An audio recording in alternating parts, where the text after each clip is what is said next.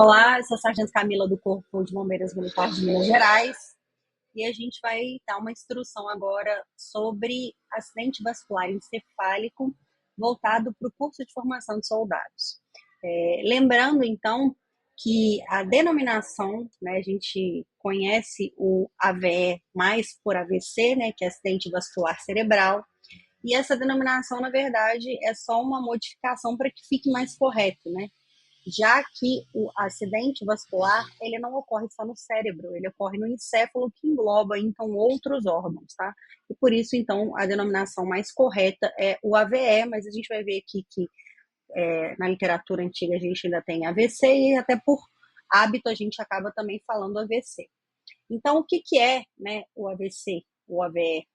Que é uma interrupção então do fluxo sanguíneo que pode ser isquêmico, que está relacionado com a ausência de oxigênio decorrente de um coágulo que foi formado, ou hemorrágico, que está relacionado então com a ruptura de um vaso, então, em uma hemorragia. Mas o que, para nosso atendimento, não há uma diferenciação em relação ao atendimento. A única coisa que a gente precisa saber é que o AVC hemorrágico ele é mais grave do que o AVC isquêmico. Tá? Então, basicamente, essa é a diferença. E eu tenho os sinais e sintomas clássicos, mas eu também tenho pacientes que apresentam sintomas que não são tão comuns, né? O mais clássico é o déficit neurológico focal. Quando a pessoa tem um AVE e ela tem então um déficit motor ou na fala ou visual. E esse déficit a gente consegue rapidamente identificar aplicando a escala de Cincinnati, que a gente vai falar aqui sobre o nosso atendimento, mas basicamente é o mais fácil, né? Geralmente quando a pessoa tem aí uma fala embolada, né? Quando ela fica ali com o rosto torto, quando ela tem ali um lado do corpo que perde a força. Então, isso, ou quando ela tem algum problema visual, né? Não está enxergando muito bem, ou tem algum problema, algum desconforto visual, ou enxerga algumas coisas. Então, basicamente, a gente consegue identificar através da escala de Cincinnati. Mas existem pessoas que vão ter o AVE, o AVC, que vão apresentar uma dor de cabeça muito forte, mas não apresentam, então, um déficit neurológico focal. A crise convulsiva, a tontura e o rebaixamento do nível de consciência também são sinais e sintomas, então, do AVE. E o que eu considero, então, como um paciente crítico que apresentou algum desses sinais e sintomas? Quando antes, né, ou logo assim que eu cheguei e eu tenho histórico, né, que o paciente estava sentindo esses sinais e sintomas e ele está irresponsivo. Quando eu tenho uma alteração pupilar e suspeita de AVE, quando eu tenho uma hipotensão associada a um déficit neurológico e o que a gente vai falar aqui rapidamente sobre tríade de Cushing, que nada mais é do que alguns sinais e sintomas que estão relacionados com o aumento da pressão intracraniana. Então, basicamente, a pessoa apresenta uma respiração irregular, uma hipertensão arterial e uma bradicardia. E eu consigo identificar isso rapidamente na minha avaliação primária. Né? Quando eu observo a respiração, apresenta ali uma taquipneia, né? Uma respiração rápida, uma bradicardia, que é uma frequência cardíaca baixa, né? E uma hipertensão, e aí eu consigo fazer a aferição da minha pressão arterial na minha avaliação primária, associado a algum desses sinais e sintomas, isso significa que o paciente é um paciente crítico, né? Eu não preciso entrar aqui em detalhes específicos do porquê que ocorre essa pressão intracraniana e por que está relacionado a esses três fatores, mas eu preciso saber que se ele apresenta isso, é um caso de gravidade relacionado ao AVE. E, assim como os outros agravos que a gente tem apresentado aqui, ele apresenta, então, fatores de risco, né? Hipertensão, diabetes, colesterol alto, arteriosclerose, fibrilação atrial, doença crônica renal ou algum antecedente familiar. Eles são fatores de risco. E, além dos fatores de risco, a nossa instrução traz fatores que predispõem ao AVE, que é o tabagismo, abuso de álcool e obesidade. Então, é importante que na minha anamnese eu questione o paciente a respeito disso, porque os fatores de risco, eles aumentam a probabilidade da pessoa desenvolver, então, uma doença vascular. né, ter um acidente vascular.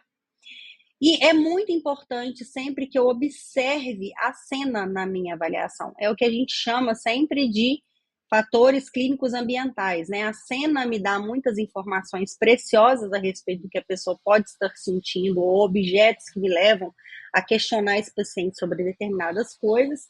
Eu preciso então sempre estar atento à queixa principal do paciente, né? Descobrir se aquilo que ele está sentindo é uma coisa que está relacionado talvez com alguma comorbidade que ele já tem, se aquilo piorou, né, ou não, né?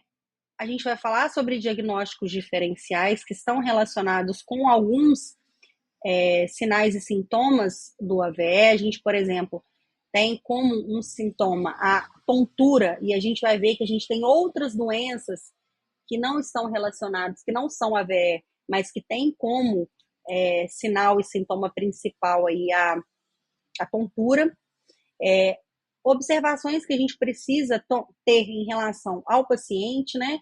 Se ele está ali com a mão na cabeça, né? Já que um dos sintomas é a cefaleia, né? Em relação à marcha dele, né? Como que ele está andando, né? Como se ele apresenta, a gente vai falar depois, né? Algum déficit neurológico focal.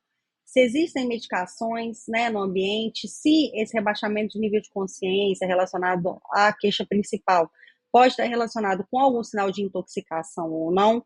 Então, é importante a gente observar sempre a queixa principal do paciente, mas fazer essa relação com a cena e com a anamnese que a gente faz do paciente.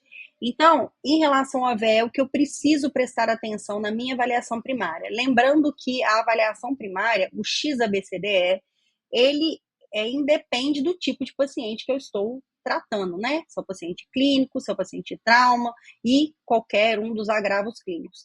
O que eu preciso é, dentro da minha avaliação do paciente clínico, ter algumas observações em relação a alguns agravos específicos. Então, eu vou, na minha avaliação primária e na secundária, prestar atenção em alguns aspectos específicos de acordo com a queixa principal do paciente. Então, no caso da avaliação primária, os pontos de atenção que eu preciso ter em relação ao paciente com queixa, né, com suspeita de AVE, é olhar, lembra que a gente falou sobre padrão respiratório normal, a pressão, a frequência cardíaca, e aferir sempre a pressão arterial por conta do que a gente falou da tríade de Cushing, que é um indicativo de aumento da pressão intracraniana. Na etapa D, é importante sempre eu aferir a glicemia, mesmo que ele apresente a pontuação 15 na escala de coma de Glasgow, porque alguns sintomas das crises glicêmicas podem ser confundidos com o AVE, né? Rebaixamento de nível de consciência, agitação, letargia, né? Isso, para que a gente não faça uma confusão, a gente precisa descartar qualquer crise glicêmica. E lembrando que a escala de coma de Glasgow, nesses casos específicos de AVE, elas devem ser feitas bilateralmente, né? Por conta de um déficit neurológico focal que a pessoa pode estar apresentando. Então, peço para levantar um braço, ela não consegue levantar. Peço para levantar o outro, ela consegue. Então, não necessariamente ela está perdendo pontos na escala de coma de Glasgow, porque ela tem ali, se ela tiver um AVE, ela vai ter perda, né, de tônus muscular aí, geralmente no lado oposto ao lado afetado pelo acidente vascular. E na etapa E, a gente sempre vai fazer a escala de Cincinnati, que é onde a gente vai olhar a mímica facial, queda de braço e déficit na fala. Então, a gente pede para o paciente sorrir, né? E aí, o anormal, que geralmente a gente tem o sorriso torto, né? A gente pede para o paciente levante os braços e fique com os braços esticados por 10 segundos de olhos fechados, porque geralmente, quando a pessoa tem um AVE, um dos braços, né? Ela tem perda ali, né? Em um dos braços, perda de força, né, em um dos braços, e aí ela não consegue manter os braços na mesma posição. E déficit na fala, que basicamente é conversar com a pessoa, pedir para ela repetir uma frase ou mesmo conversar, para saber se a fala dela está arrastada, está embolada, se ela usa palavras inapropriadas, se ela faz troca de palavras, né? Então, a escala de Cincinnati, ela é feita na avaliação primária na etapa E. E aí, se eu acho positivo, né, se eu acho alguma questão anormal em algum desses parâmetros da escala de Cincinnati, já é indicativo, então, de um AVE. Outra coisa que eu preciso prestar atenção, lembra que a gente falou que na nossa avaliação primária, no XABCDE, na etapa E, a gente faz a busca por load and go e faz também, procura também, né, os números de fatores de risco. No caso dos pacientes que têm uma suspeita de AVE, os casos de load and go estão relacionados a algum déficit neurológico associado a algum achado positivo, anormal, né, na escala de Cincinnati.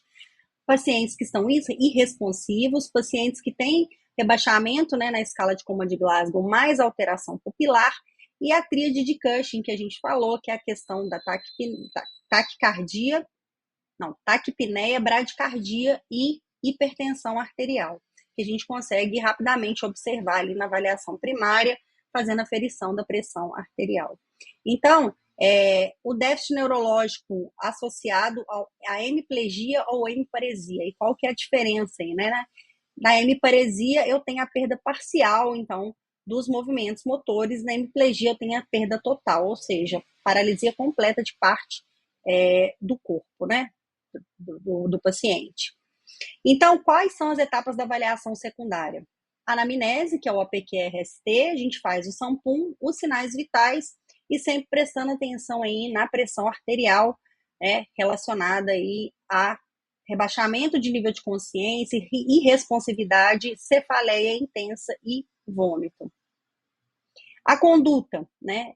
Caso eu suspeite de AVE, sempre é não permitir o esforço do paciente, evitar sinais sonoros, manter o paciente calmo, também tomar cuidado com a questão do oxigênio, utilizar somente se a saturação estiver abaixo de 94, porque também o uso excessivo uso de oxigênio, quando o paciente não está saturando devidamente, ele é inadequado também para o caso do AVE, porque aumenta o risco aí da pressão intracraniana.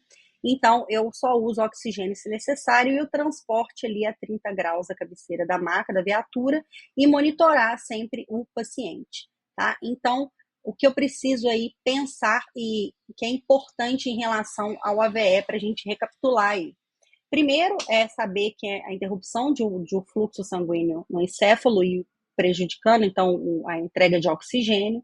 A gente tem os sinais clássicos do AVE que estão relacionados com o déficit neurológico focal, que é algum déficit na fala, visual ou motor, mas também eu tenho outros sinais e sintomas associados, e o paciente crítico é aquele que apresenta, então, irresponsividade, alguma alteração pupilar, e a tríade de Cushing ou a hipotensão associada ao déficit neurológico. A gente tem os fatores de risco, importante sempre a gente avaliar a cena e fazer essa relação do que eu encontro com a condição do paciente e a queixa principal.